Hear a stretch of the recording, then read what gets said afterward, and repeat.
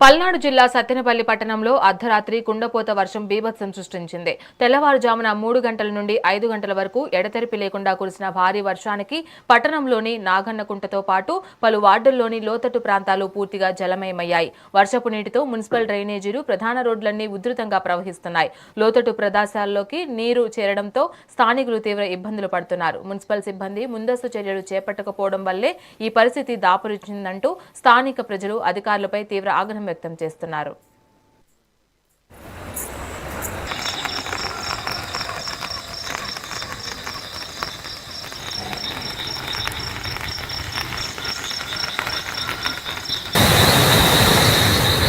Maggie Clay, good afternoon.